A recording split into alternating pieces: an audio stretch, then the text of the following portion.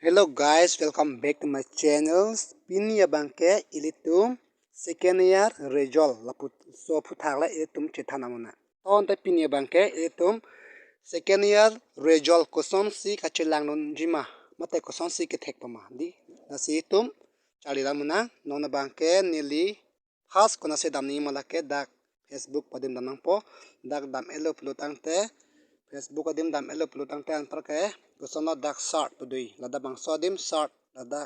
klik nang po lada klik elo di klik elo plutang te dak start nang po Himanta Biswa Sarma di Himanto Biswa Sarma jula Himanto Biswa Sarma lada klik nang po donatum dak klik elo plutang te ang poke po ber lamsna Himanto Biswa Sarma di today at 9 a.m. the Assam Higher Secondary School Council will announce the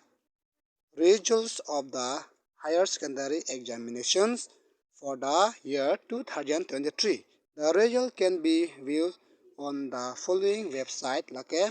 number 1, number 2, number 3, number 4, number 5. Ton tenon bang adake iletum nang number 4 adim da click nang number 4 adim te number 4. Number 4 dim click elo plotang te anpar ke tak chiklang po inhong chasena. Ampar ke jo dak chiklang po ampar pu abia damang po latest the announcement di latest announcements nasi dak names na is final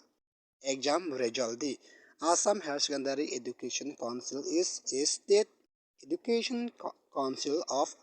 Assam for higher secondary declaration that 6 June 2023 at 9 a.m. ante dak le tum klik dam nang de ha dak klik nang po dak klik elo plo tang te an par ke jo laga HS final exam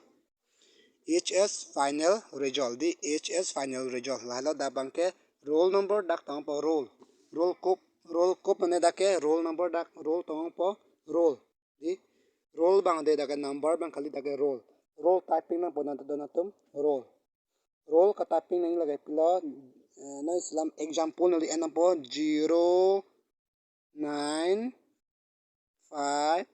2 the example nali ana po apar dapang roll dapa number tawang po donatum number bang non islam example 1